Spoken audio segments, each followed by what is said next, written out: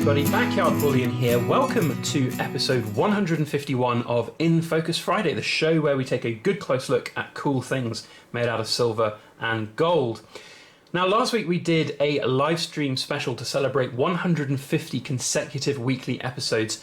It was really fun to do, and I just want to say a huge thank you to everybody who stopped by during that stream, literally from all around the world. We did a fun thing to see who was the furthest away from us here in the UK, and it was someone in Fiji, of all places, which is incredible.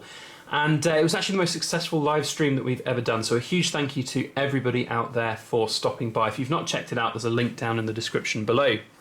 Now, in last week's live stream, we did not have a vote, and I kind of missed a trick there. I should have put some items on and done a sort of live vote poll. But we have got a very cool item to feature here today, and it's a bit of an In Focus Friday revisit, as some of you might recognise this as a Saudi Arabia Gold Guinea. And this is not my coin. I should put that out there right now. This has been sent to me by a Silver Forum member called Auger, which is partially one of the reasons why I'm wearing gloves to handle this coin. And he got in touch because he's recently picked this up. He saw that I had done my video on the fake gold guinea that I'd received from Atkinson's Bullion and the whole situation that arose from that, getting the refund and sorting that process out. And he thought it would be a fun idea for us to feature a real Saudi Arabia Gold Guinea on the channel. So thank you, Auger, for thinking of me to do that. That's really very cool indeed. And he popped it through on the PO box like nobody's business. And here it is for you guys to have a look at. And it's really funny because, I mean, I don't have the fake Gold Guinea in hand anymore. I sent it back to Atkinson's for a refund.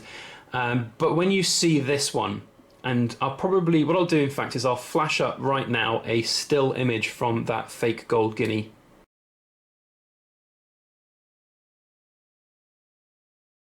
So you can really see the absolute stark differences between this and the fake guinea, and it's quite amazing that I didn't really pick up on it first time round, I have to say. And it's somewhat embarrassing a little bit because, you know, I've been around silver and gold now for what, 3.5, 4 years nearly. And I like to think I know my stuff, but apparently I did very much not know anything on that side of things when I got that fake gold guinea. And, you know, it was because of the episode of In Focus Friday that I did when I featured it, that we were able to spot that it was even a fake gold guinea in the first place and sort it out to get a refund. So lots of lessons learned from my point of view, and I think it's really good to be able to see this original here.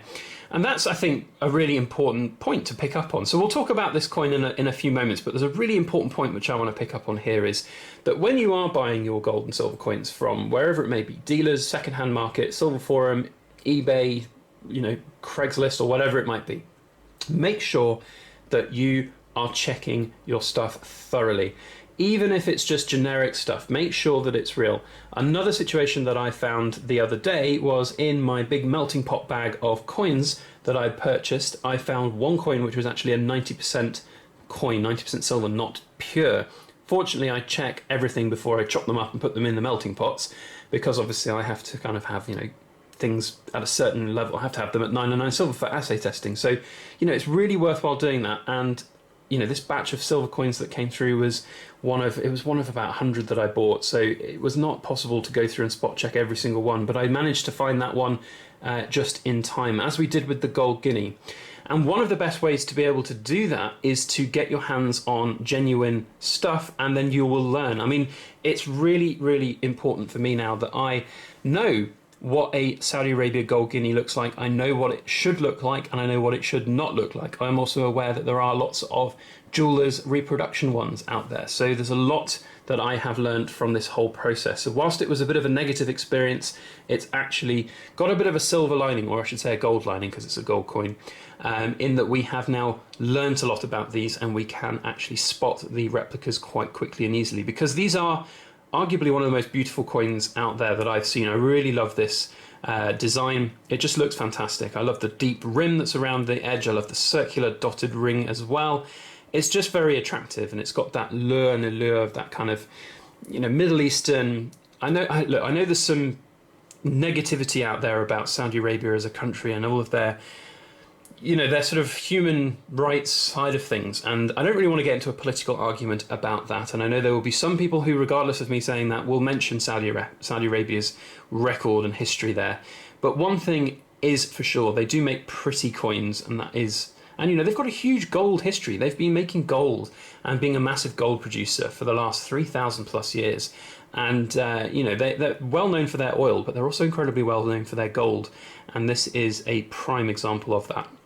So let's just recap a little bit on these coins. So these are guineas, and the word guinea is traditionally associated with British coins, British gold coins from the late 1700s, well, actually it was from sort of the 1500s onwards really, but they finished up in 1700s. And I've actually got a old gold guinea from the UK which has got a hole drilled in it, and they're very, very cool coins. And these particular Saudi Arabia gold guineas were made in 1950 and 1957. Now Orga has told me that this is a 1950 version. Now I don't actually know how to tell the difference between a 1950 and a 1957.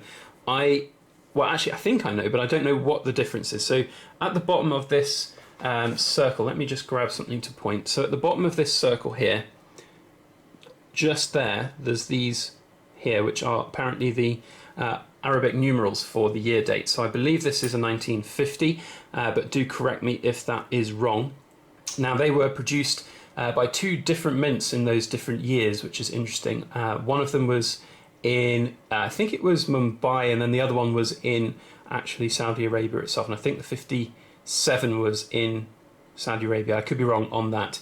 And it's a really interesting kind of theme and design. They were made as a kind of nod of the cap, so to speak, to the kind of British influence, the British influence that's been in the Middle East for, nearly thousands of years, because let's be honest, the Crusades and everything all the way back in, 1000 AD plus. Britain has played a role in the Middle East, like it or love it, like it or hate it, for 1,000 years. And this was a bit of a nod to the sort of history of the kind of partnerships that have been there between Saudi Arabia and the United Kingdom. So I think that's a pretty cool, interesting thing.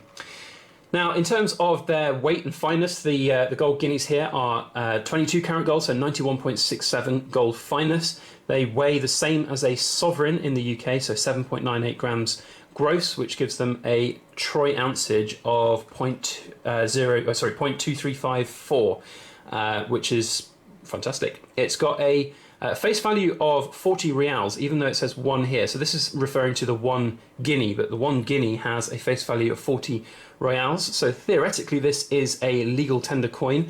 However, of course, 40 reals now is nowhere near the value of the gold content that's within this coin. So that is the same as all kind of gold coins out there. They have a nominal face value, which makes them legal tender, which is very... so it's just nominal. It's just one of the things they do. Just having a look, it was the 1950s that were made in Lahore, not Mumbai, I beg your pardon. So Lahore, the Pakistan official mint, and then the second set of them in 1957 were minted by the Saudi Royal Mint is in Mecca, which is obviously the capital of Saudi Arabia. So sorry for getting that wrong earlier in the video.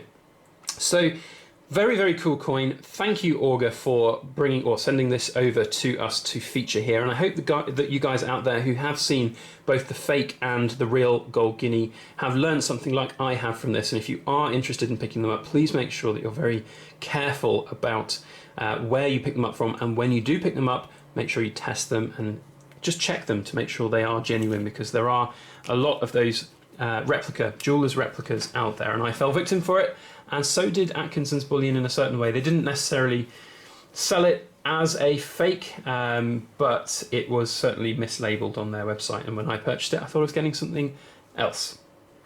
Now, next week's episode, I was hoping that by the time I filmed this I would have what I want to feature next week, but I don't have it because it's in a giant box that is probably going to be delivered within the next couple of hours. So it's part of the massive group order. It's something which I've purchased for myself. It's not silver and it's not gold, but it is a precious metal.